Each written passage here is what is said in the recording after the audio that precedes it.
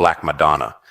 The church housing her statue stands on a site once dedicated to a pagan temple, with the crypt designed to symbolize the mother goddess, resembling the earth's womb. Sarala Kali, blending attributes of the Virgin Mary and the Hindu goddess Kali, epitomizes the fusion of different religious traditions. This practice exposes the idea of syncretic worship, where new forms of devotion emerge from the blending of diverse traditions, in this case, connecting European and Indian spiritual heritage. What is the cult of Isis, and how is this linked to the Black Madonna? The story of Horus, the son of Osiris, holds a unique place in ancient mythology, as the first narrative of a divine child, born miraculously to a virgin mother, Isis.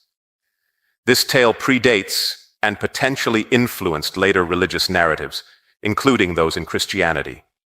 Historian Sarwat Anis al-Asyuti, in his research, highlights a tumultuous period in Egyptian history around the 7th century BC, marked by Assyrian invasions and fierce Egyptian resistance.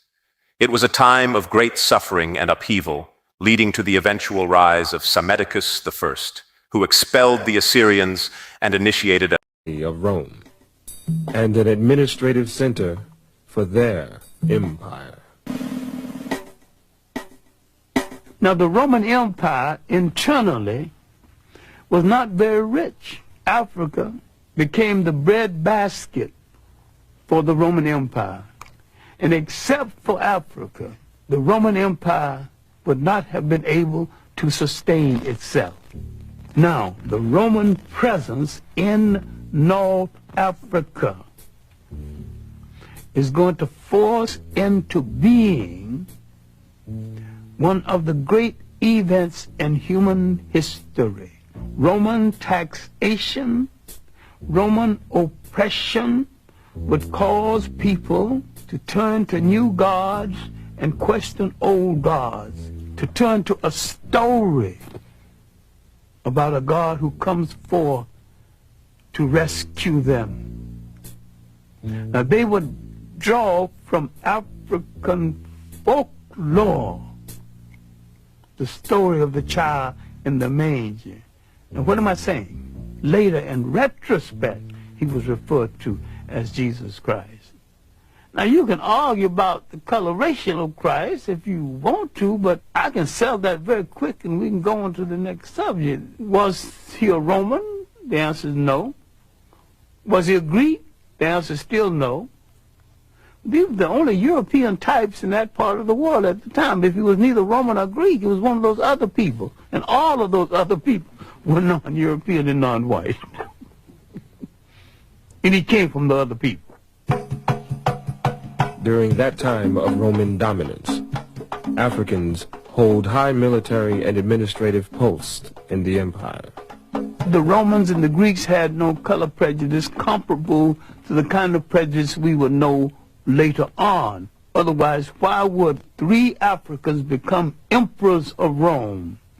Why would there be 3 African popes? Finally, Constantine decided to make Christianity the religion of the whole of the Roman Empire. Now we're coming to the critical period when the Roman domination of the church so corrupted the church, the Africans began some disenchantment with the Roman interpretation of Christianity. Constantine calls a council of bishops and priests at a place called Nice. It's the Nicene Conference. It is at this conference that the European created a European concept of Christianity. It was at this conference that they began to take the African saints out of the literature of Christianity. Now the corruption had started. The physical concept of Jesus Christ did not exist. Now, how did it come into existence? Because the Pope commissioned it to come into existence. Michelangelo painted the picture using one of his relatives as model. And that picture, one of the finest pieces of propaganda ever projected in history, has changed the minds of millions of people as who's supposed to represent God, whoever he or she is. And I have no problem with the she. Spirituality is a way of accepting the fact that there is a spiritual force in the universe larger than all of mankind. But someone had to come along and invent a word called God. And someone had to say of another God and say, mine is better than yours.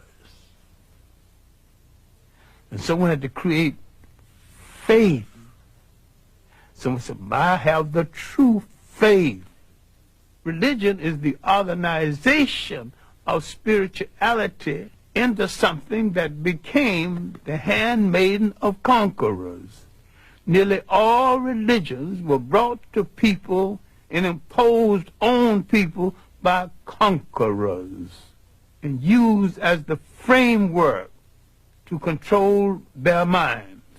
My main point here is that if you are the child of God and God is a part of you, then in your imagination,